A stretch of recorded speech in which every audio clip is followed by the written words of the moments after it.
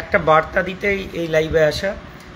দেখুন, আমরা সকলেই চাকরিহারা, আমরা যোগ্য চাকরিহারা যারা আছি তারা একত্রে একসঙ্গে সব রকম ওইসব ভুলে যান। আপনি কোন মঞ্চের, আপনি কোন সংগঠনের আন্ডারে পিটিশনার হয়েছেন, আপনার কে মানে এই আন্দোলনের সঙ্গে যুক্ত করেছে কারা, এইসব ভুলে যান। একটাই পরিচয় নিয়ে ঘুরে বেড়ান, একটাই পরিচয় নিয়ে এই আন্দোলনে সামিল হন, একটাই পরিচয়ে আমাদের সঙ্গে সঙ্গবদ্ধ হন, এক ছাতার তলায় আসুন সকলে। সেই পরিচয়টা একটাই যে আমরা যোগ্য হয়েও চাকরি হারা। ভুলে যান শিক্ষক, ভুলে যান গ্রুপ সি, ভুলে যান গ্রুপ ডি, ভুলে যান এসজেএম, ভুলে যান যোগ্য মঞ্চ, ভুলে যান এসটিএ, এবিটিএ, ডব্লিউবিটিএ, বিজিটিএ, সব ভুলে যান, সব ছেড়ে দিন। একটাই শুধু কথা মাথায় রাখুন, আপনি আমি সকলেই যোগ্য চাকরি হারা।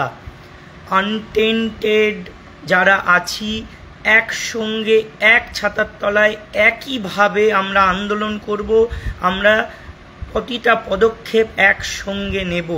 তাই কোনো রকম বিভেদ করবেন না। হতে পারে কোনো কেউ যদি বলেও থাকে আপনাদেরকে, যদি কেউ বলে থাকে তাহলে শুনবেন না, বা কেউ যদি আপনাদেরকে মিসগাইড করার চেষ্টা করে সেটাও হবেন না। শুধুমাত্র একসঙ্গে আসুন, আমরা নিশ্চয়ই আমাদের স্বার্থ রক্ষা করব, আমাদের অধিকার ছিনিয়ে আনব। আগামী 7 তারিখে যে মুখ্যমন্ত্রী নেতাজি ইন্ডোর স্টেডিয়ামে দেখা করার কথা দিয়েছেন, সেখানে আমরা তো কোনো প্রতিশ্রুতি নিতে যাচ্ছি না।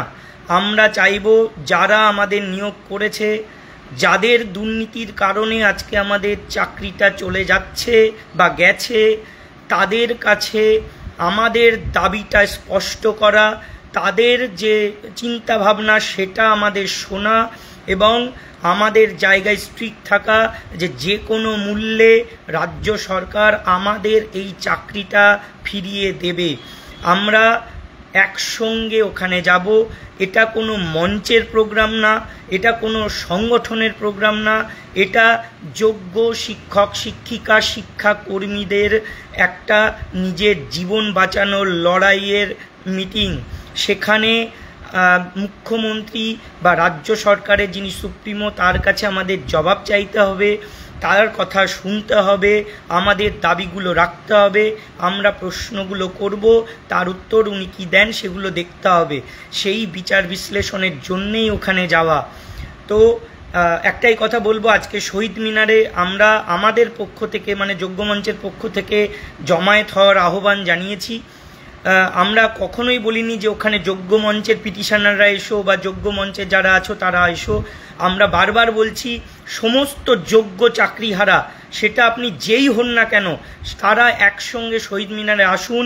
আজ 10টা থেকে জমায়েত করার কথা বলা হয়েছে এবং ওখান থেকে আমরা পরবর্তী পরিকল্পনা করব। আর আগামী পরশুদিন ওখান থেকেই আমরা অগ্রসর হব নেতাজি ইন্ডোর স্টেডিয়ামের দিকে। একসঙ্গে আমরা যাব, সকলেই যাব। তবে নির্দিষ্ট কিছু সংখ্যক স্টেডিয়ামের ভেতরে প্রবেশ করতে পারবে, কারণ সীমিত সংখ্যা। সেই সংখ্যাটা আমরা ওই শহীদ মিনারে হোক বা নিজেরা ঠিক করে নেব। এখানে এরকম কোনো ব্যাপার থাকবে না যে আমাদের মঞ্চের তারাই শুধু থাকবে বা অন্য মঞ্চের কেউ থাকবে না, এরকম কিচ্ছু হবে না। এই কথায় কান দেবেন না। সকলকে নিয়ে ওই স্টেডিয়ামের ভেতরে যাওয়া হবে। সেটা আপনারা শহীদ মিনারে আসুন, আমাদের সাথে কথা বলুন, একসঙ্গে থেকে আমরা পরিকল্পিতভাবে আমরা সংগঠিত করব আমাদের এই আন্দোলন।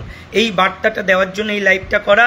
সব কিছু ভুলে নিজের স্বার্থ রক্ষার জন্য, নিজের অধিকার ছিনিয়ে নেওয়ার জন্য যোগ্য চাকরিহারা হিসেবে শহীদ মিনারে আসুন এবং আমাদের সঙ্গে একসঙ্গে মিলে চলুন নেতাজি ইন্ডোর স্টেডিয়ামে যাই এবং পরবর্তী পদক্ষেপগুলো একসঙ্গে করি।